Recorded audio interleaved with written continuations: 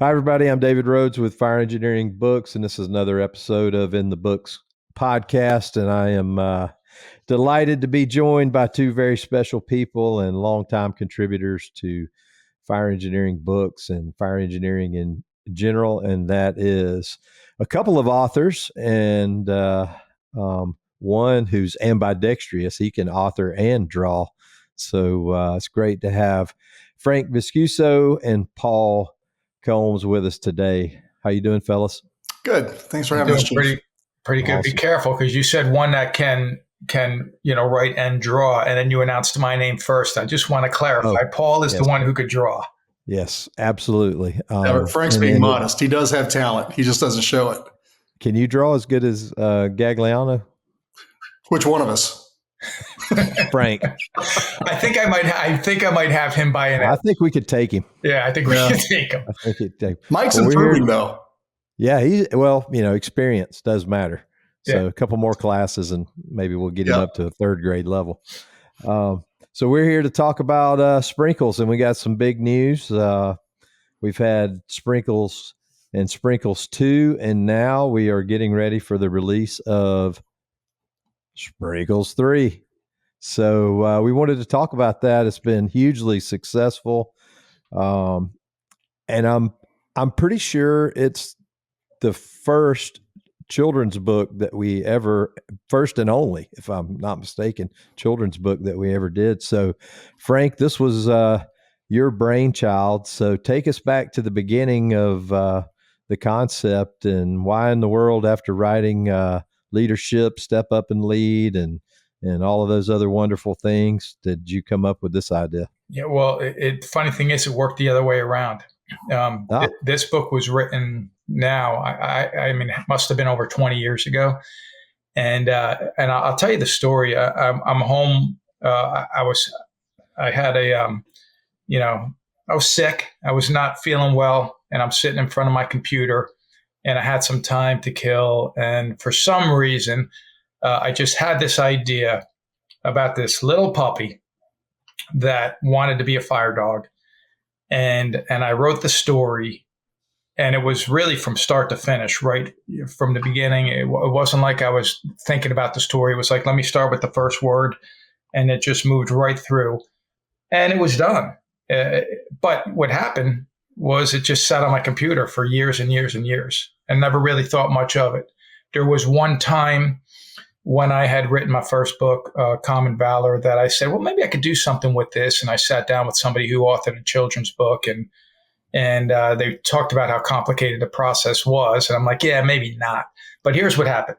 My family did this thing, David, where they take this PVC piping, probably about 6 feet long, and thick piece of piping, and they do a time capsule.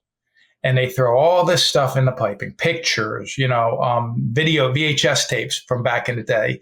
And the whole idea was, we're going to pack this thing up and open it up in 15 or 20 years. And we'll just get a glimpse of what things were back then. But on the videotape, I remember, like, where do you think your life's going to be 10 years from now, 20 years from now? That was part of what we said on the videotape. So, we were really interested to see it. The day my family went, and by the way, when I wrote it, I was single. Now I'm married with young kids. But the day that my family went to open this thing up, I was working at the firehouse. I couldn't be there.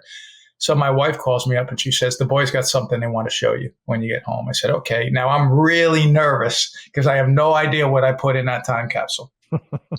So when I get home from work, I sit down and they take it was folded up and wrinkled, and they hold it up. And my wife says, did you write this? And it's called Sprinkles the Fire Dog. I said, yeah, actually I did. She goes, can you read it to the boys? So they already read it and they love it. I said, sure. So I read it to the boys. And again, that was it. Didn't think too much of it. And then because my kids were and they were young, they're going to school, I get called to be the mystery reader at one of their schools. And I just bring a typical book. I read a book to them. And then afterwards I said, hey, you want to hear another story? They said, yeah. And so I pull out that piece of paper. I read them Sprinkles the Fire Dog. And they really love the story. So now here I am. I'd written Step Up and Lead, Step Up Your Teamwork, Common Valor's published, Fireground Operational Guides, The Mentor. I have all these books out. I reach out to Paul Combs, and Paul, he was a good friend then. He's a great friend. He's a true brother now, but he was a really good friend then. I said, hey, Paul, have you ever thought about writing a children's book or illustrating a children's book? He goes, yeah, I thought about it, but, not really. I don't know if he really came up with the right story or if it was the right time. I said, well, I got something I'd like you to take a look at. And I sent it to him. And when I sent it to him, I'm really nervous of what I'm going to hear back, because this is honestly what I'm thinking, David. If it's not Paul, it's probably not going to get made, because definitely not going to be Mike. It's not going to be Mike.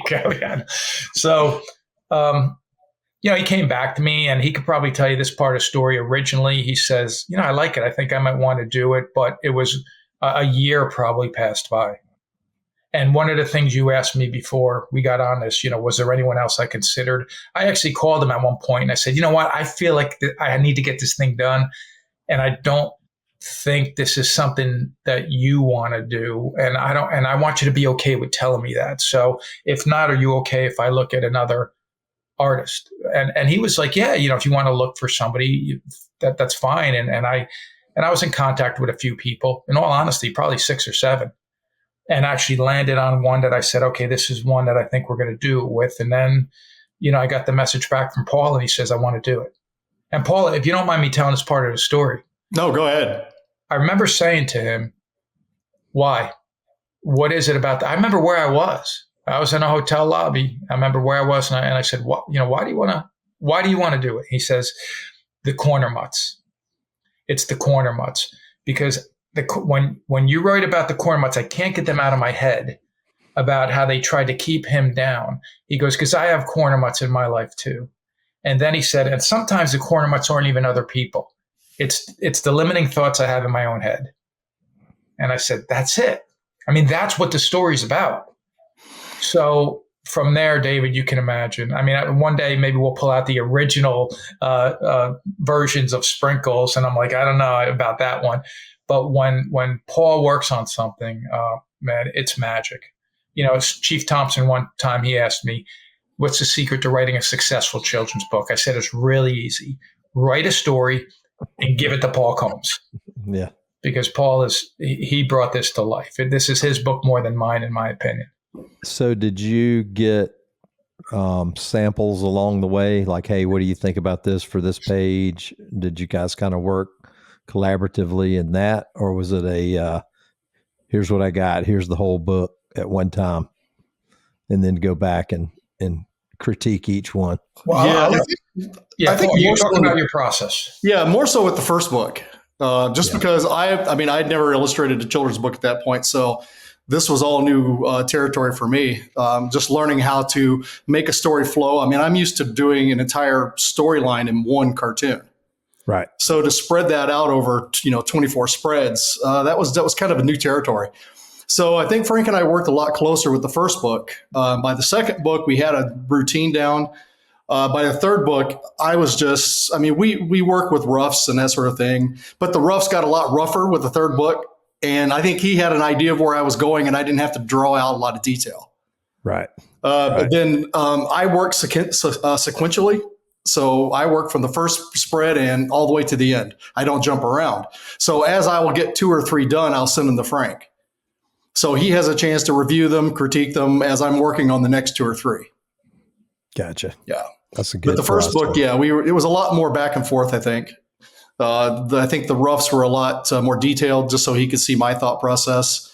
But by this third book, I think we pretty much know what each other's thinking. Exactly. That's what I was going to say. I've collaborated with people on projects before, and there's only 1 or 2 times that I'm like, man, we don't connect. The person I'm trying to collaborate, we don't connect. With Paul, it's so easy. The first one, I felt like I don't know how much, direction he wants me to give him. Like, here's my vision of where I see each panel, in a sense. Like this, in this part of the story, it'd be great if you drew something like this. And I didn't go too much into detail, but I'm like, let me give him a little. But then he would come back with something. He says, I'm thinking I'm going to combine these two. What's cool about collaborating with Paul is this: I write the story, and as he sends me these panels and his illustrations, we start changing the story. And I'll take words out, say, I don't have to say this anymore because He's You're so showing it. right. Yeah. He's showing it. So we could just take a whole 3-4 sentences out, and which is what we want to do, because most people tell me, I love reading this. My kid wants me to read it every night. The next time you write one, can you write a shorter one? Read it again. Read it again. Right. Well, that's what the audiobook's for. Yeah, sure, exactly. So, Paul, what's your process like when you first read the story? And obviously, there was some time that went by. So, was your initial hesitation just time to task thing, or were you really, did you have those inner things going, I don't know if I can pull this off or not? What was it? I think it's Because just I think always, all of us have the corner mutts, or you wouldn't be with fire engineering, right? That's kind of the common theme from every author and participant. So yeah. I think the answer is yes to all those questions. When Frank initially approached me with it, it was I'd taken on a job with a technology company. I just retired from the fire department. So that was very time consuming, but I think it was a lot of it was I'd never done it before. I didn't even know how to approach it. The story was great, but I didn't know how to visualize that. I didn't know how to make that into something. Again, how do I tell a story over 24 spreads? And it took some time, just kind of thinking through the process. But through that whole process, I couldn't get over the story. We talk about the mutts. The thing that just kept, and I, no pun intended, kept barking at me was, I hate bullies. I despise bullies. And the mutts was what drew me to this story.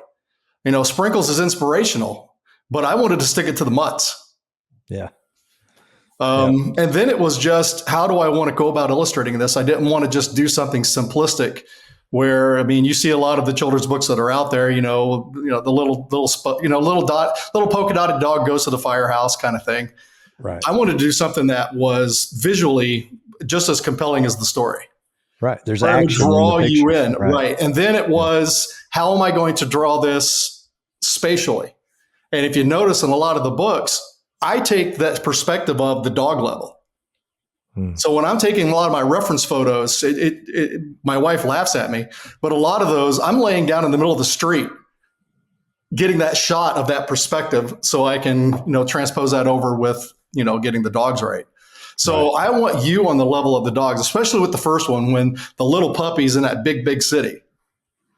You see a little bit more of that. So the process, just kind of started that way. The first Sprinkles I drew him a lot older, a lot more realistic.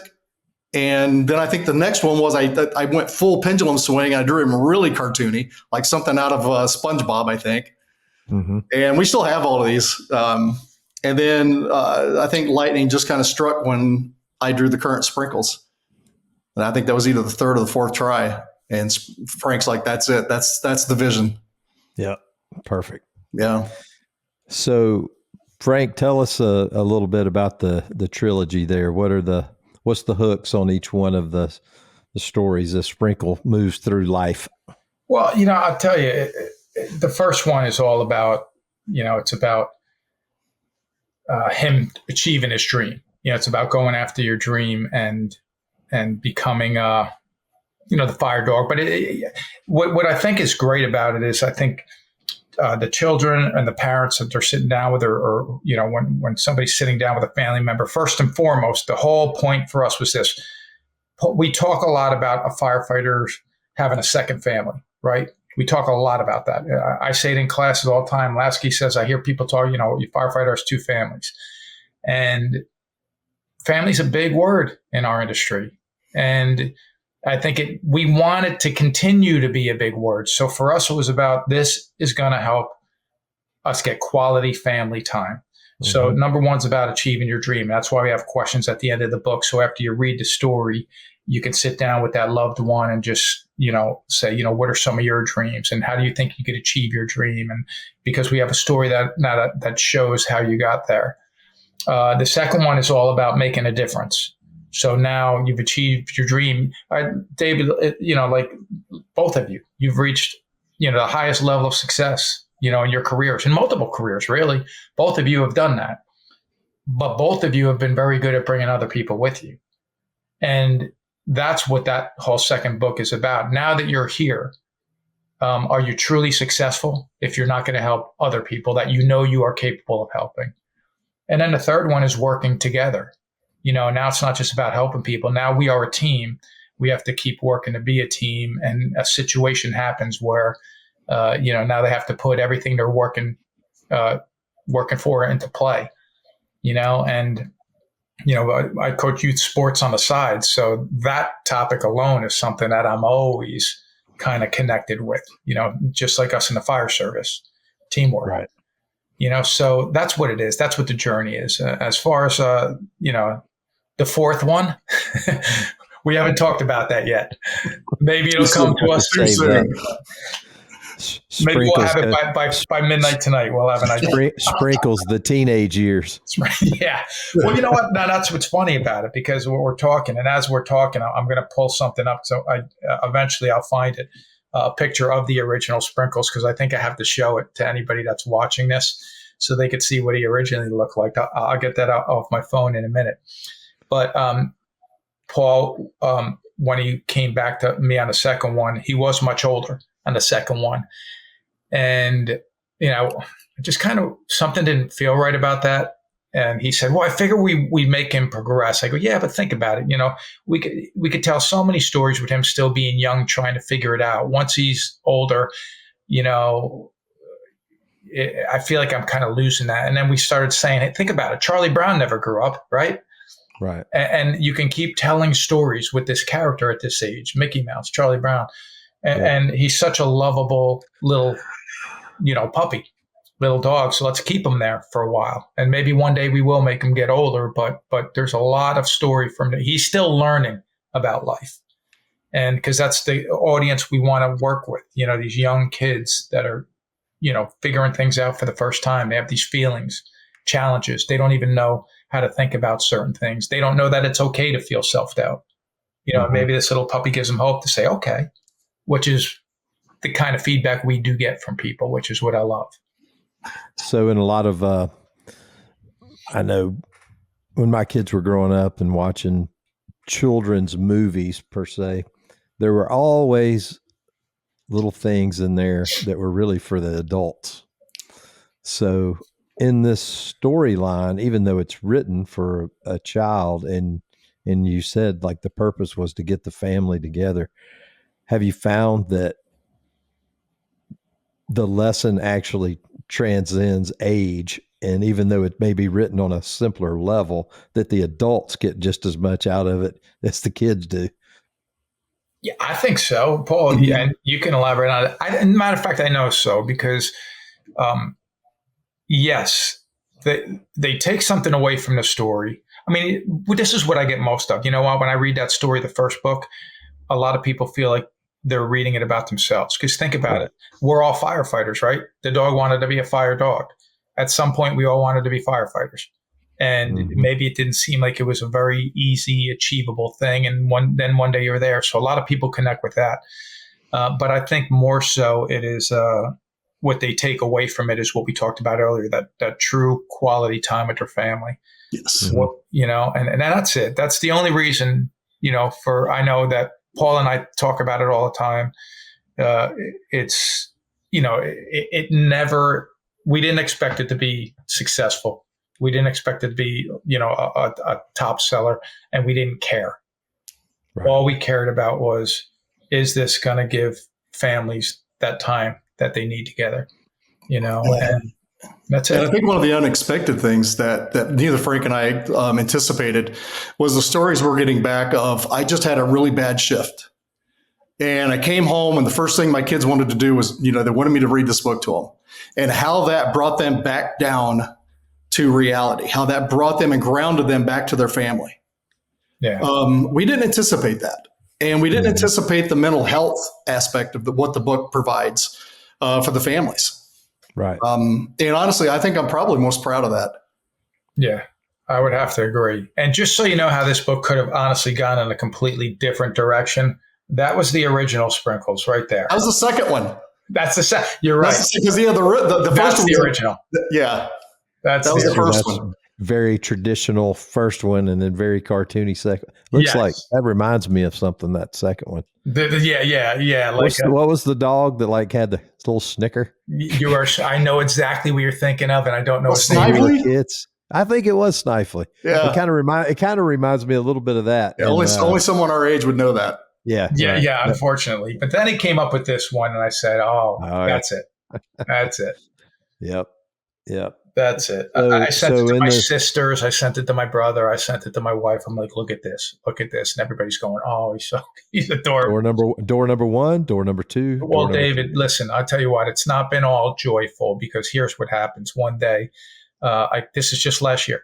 I come home and my son now is 12 years old, my youngest. And he says to me, my wife says, Nicholas wrote an essay he wants you to read. I'm like, oh, really? That's great. He's got to be a writer. This is fantastic. I said, so you write an essay in school? No, he wrote it on his own. He sat down and wrote an essay on his own.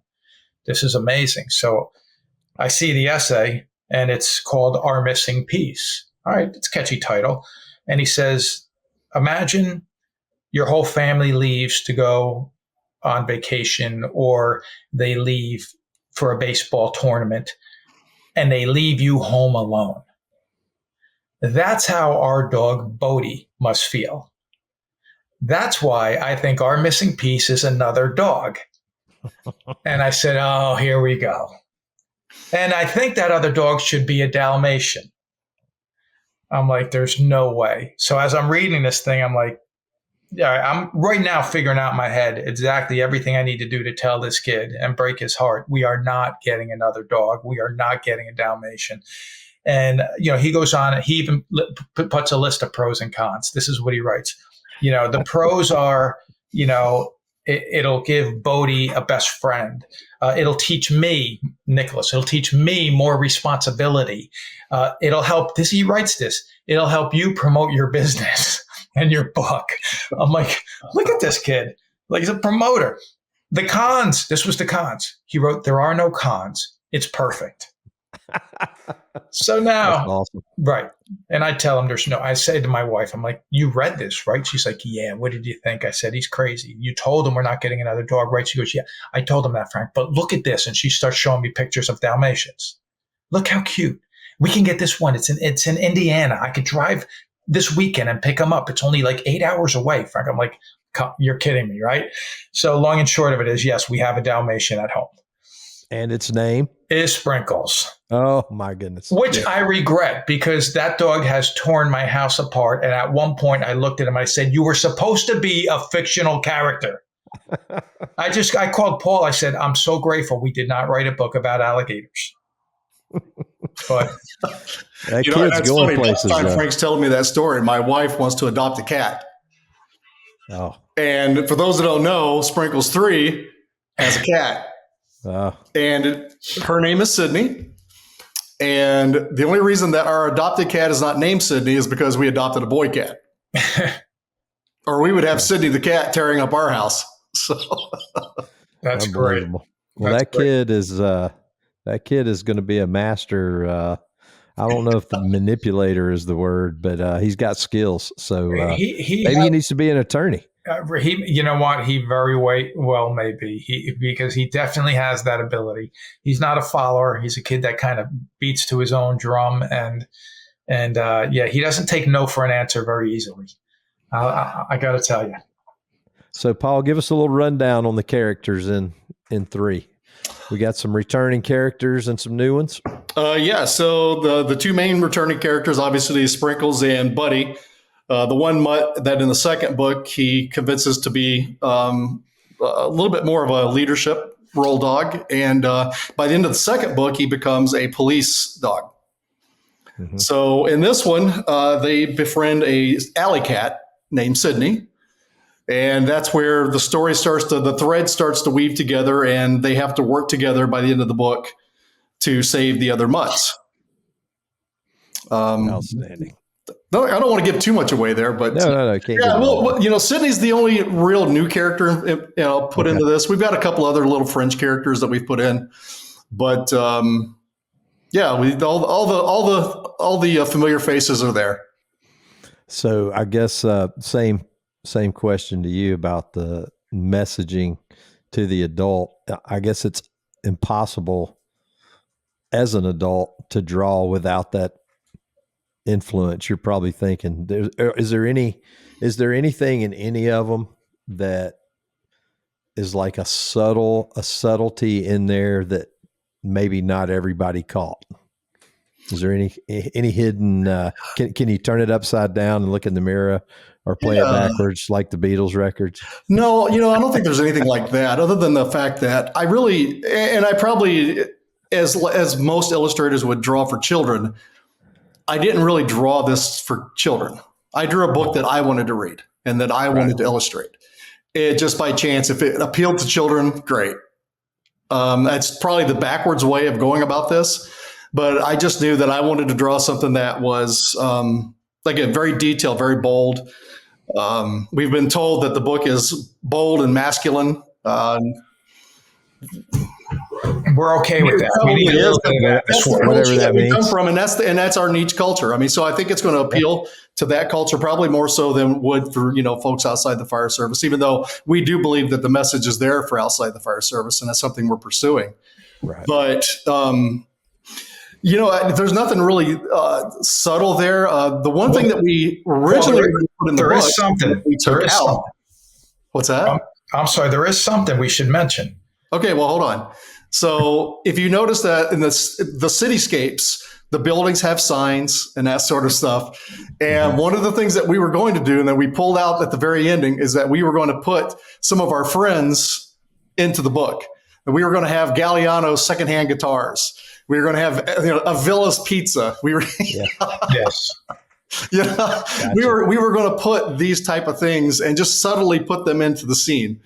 That's cool. And that's exactly what I was going to say. We wanted to incorporate our friends, and we even had, Ember had a different name, Yes, that's right. Ember was Duffy, and all our friends were, last night you had dinner with Jim Silver. Now he was in the book, and we're just like, well, let's, maybe we should stay away from doing that. But we still kept the stores that kind of represented them, like that secondhand, guitar store, that was for Galliano as an example. Cool. Yeah.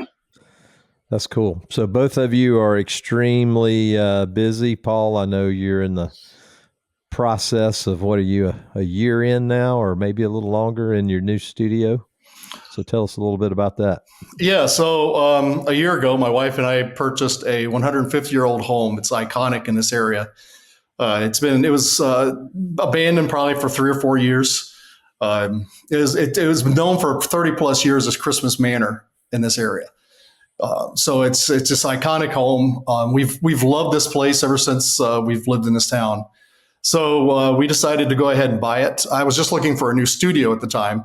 I had no intention of buying something that was going to turn into an art gallery. But that's kind of where life has just kind of led. And again, my wife and I said no to this probably 3 or 4 times. And every time we said no, something would step in our way that we knew that was the wrong answer, that we had to say yes. So here we are. We're a year in, still working at it. I've got glue all over my hands where I've been putting up ceiling tiles on 12-foot tall ceilings today. And we're hoping to have our grand opening by the end of the month.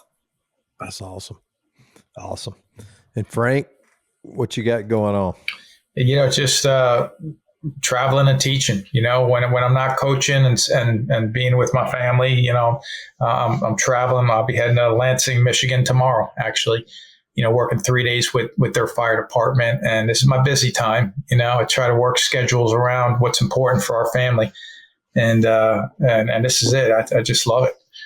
Trying to keep as busy as I can. I'm working on a new book on top of it. That's right. And maybe revitalizing another one for us, right? That's right. So we got a couple of projects in the works. For sure. All right. Well, Sprinkles 3, you want to hold that up again there? Yeah, is available for pre-order right now, just in time for the holidays. Great stocking stuffer and great family time. You can get the whole 3 series, but it's fun to see how this thing has sort of turned into all within the fire service anyway. It's like almost a cult classic already. Everybody's waiting to say, "Oh, okay, what's the third one going to be?" And I have had that question: is Sprinkles ever going to grow up? And I said, "Hey, you know what? It's creative rights here, so who knows what the future holds, right?" Yeah. Maybe he will grow up, and maybe he'll retire, and we'll have that. His life after the firehouse. Well, I think one other interesting fact before we go, you said you wrote that story all at one time, the original. Yeah. How long you think it took you to write the original Sprinkles? Yeah. I mean, I want to say maybe an hour, if that. Because I just. How long did it take you to illustrate it? Yeah. You really want to know? Let me guess. Let's see, hours wise, I'm going to say 200 hours. The first book's 162 hours. That's pretty close. And then the second book was around 180. This third book was over 230 hours. Wow. Just a lot more detail. And when folks see it, you'll understand. We put the fire in the fire dog. Well, that's awesome. David, we're looking at the illustrations in the third book, and we're saying, yeah, but you know what though? But if the fire was actually burning, if it was through the roof at that point, it would look like this instead of that, right? And Paul's like, you know what? You're right. I'm going to add a little bit more smoke here, and like it's so funny because the detail is staggering. Like he's got this. The walkway. I screenshotted something or took a picture of it, a part of his illustration. I said, "You got cracks in the pavement."